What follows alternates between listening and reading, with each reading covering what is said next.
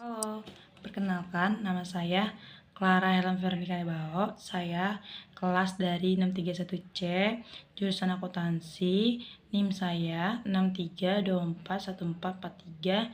Saya akan mengerjakan tugas matkul Pendidikan Agama Kristen pertemuan keempat. Di sini disuruh membaca materi mengenai pemahaman Trinitas. Saya akan membacakannya. Pemahaman Trinitas.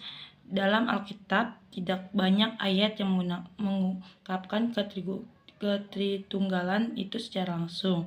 Kita mendengarkan perintah Tuhan Yesus untuk membaptiskan di dalam nama Bapa, Anak, dan Roh Kudus. Itu terdapat di Alkitab Matius 28 ayat 19. Bisa dibaca nanti.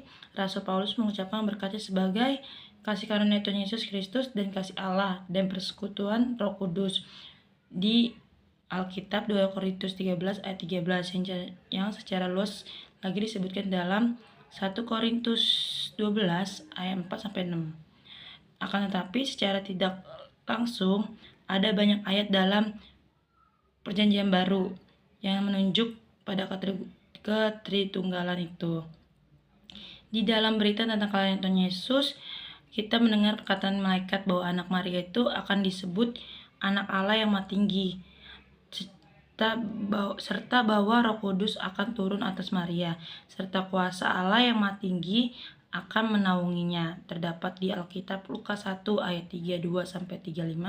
Pada waktu Tuhan Yesus dibaptis, kita membaca Roh Allah turun ke atas seperti burung merpati dan bahwa Tuhan Allah berfirman, "Inilah anak yang kukasihi." Terdapat di Alkitab Matius 3 ayat 6-17. Yesus juga mengaku di hadapan Sanhedrin bahwa ia adalah anak Allah. Terdapat di Alkitab Matius 27 ayat 43 atau Markus 14 ayat 61. Sejarah dokumen tentang Tritunggal pada abad pertama gereja yang masih muda itu diperhadapkan dengan persoalan-soalan sebagai berikut. 1. Pengakuan yang diambil alih dari ajaran Yehuda yaitu bahwa Tuhan Allah Maha Esa. 2. Pengakuan bahwa Yesus Kristus adalah Tuhan. Oleh karena itu, maka timbullah persoalan, apakah dengan demikian orang Kristen tidak menyembah Allah yang lebih dari satu? Di sepanjang sejarah gereja nampaklah pergumulan di gereja yang masih muda itu untuk merumuskan kepercayaan mengenai Tuhan Allah. Di dalam pergumulan itu nampak bahwa gereja di satu pihak berusaha mempertahankan keesaan Tuhan dengan melepaskan ketritunggalannya. Di lain pihak gereja bergumul menghindari diri dari bahaya, mempertahankan ketritunggalan Allah dengan melepaskan keesaannya. Artinya bahwa orang sedemikian menekan kepada perbedaan di antara Bapa, Anak, dan Roh Kudus sehingga ketiganya seolah-olah berdiri sendiri tanpa ada kesatuannya. Pada abad ketiga di Roma muncullah Praseas yang mengajarkan bahwa Tuhan Allah adalah Roh. Sebagai Roh, Allah disebut Bapa. Allah ini mengenakan daging atau menjadi manusia. Allah yang mengenakan daging ini disebut Anak. Di dalam diri Yesus Kristus, Bapa dan Anak menjadi satu sebagai anak manusia. Yang Roh adanya adalah Bapa, yang dilahirkan adalah Anak. Anak yang menderita sengsara sebab Bapa telah memasuki daging atau Kristus masuki Yesus, ia turun menderita juga. Ajaran ini disebut patripasianisme, Bapa yang turut menderita. Tetapi gereja saat ini menolak ajaran Praseas. Karena itu, membedakan Bapa dan Anak antara daging atau Anak dan Roh atau Bapa.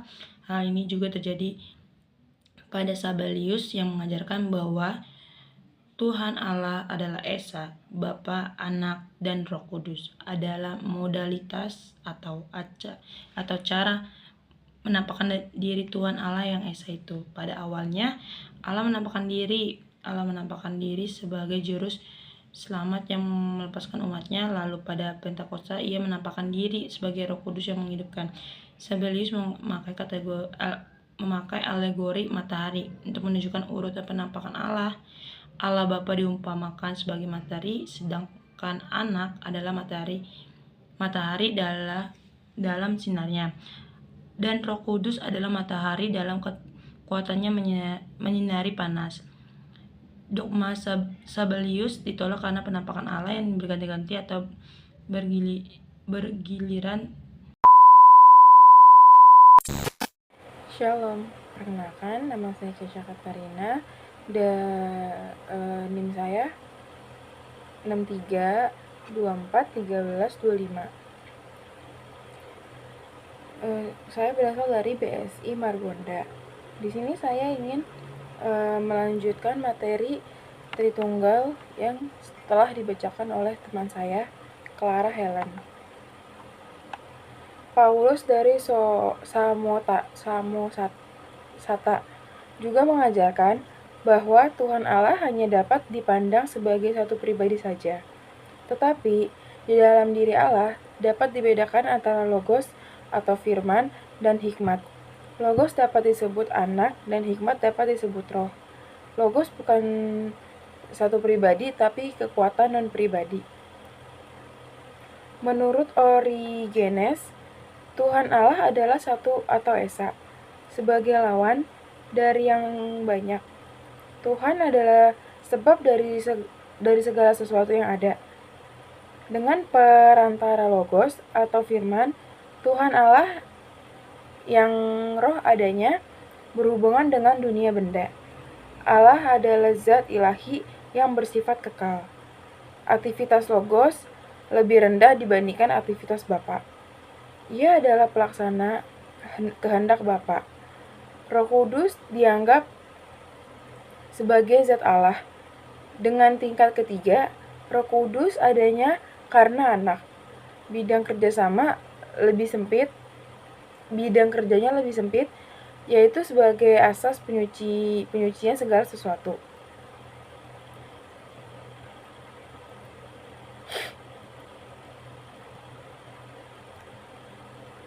Ketritunggalan Allah dipandang sebagai berpangkat-pangkat.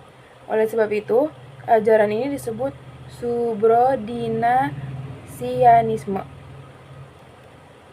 Lalu, pada tahun 325 di Konisili di Nakea, gereja menentukan sahadatnya untuk mempertahankan ketritunggalan di dalam keesaan dan keesaan di dalam ketritunggalan, yang berbunyi, "Aku percaya kepada Allah Bapa, pencipta langit dan bumi, segala yang kelihatan dan yang tidak kelihatan, dan kepada Yesus Kristus anaknya yang tunggal, yang lahir dari Sang Bapa, sebelum ada segala zaman.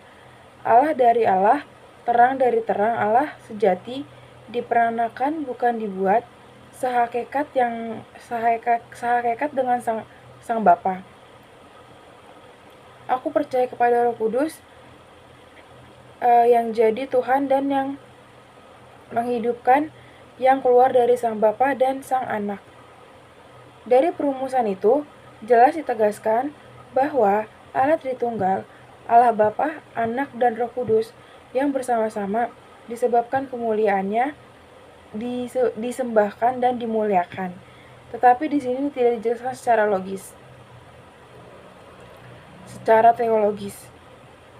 Teolog terbesar yang mempengaruhi perumusan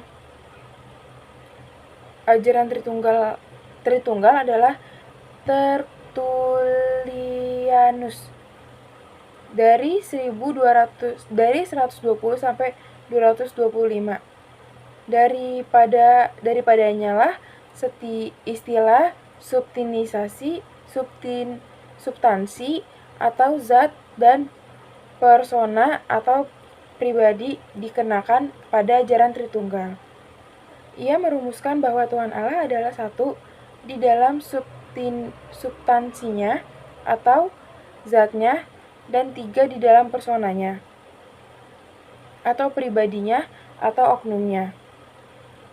Tuhan Allah pada dirinya memiliki akal. Akal ini dikeluarkan dalam wujud logos atau firman. Logos keluar dari akal, maka logos disebut anak. Sedangkan Roh Kudus pada awalnya pada awalnya ada di dalam Logos, yaitu saat Logos menjadi manusia dan sangsara.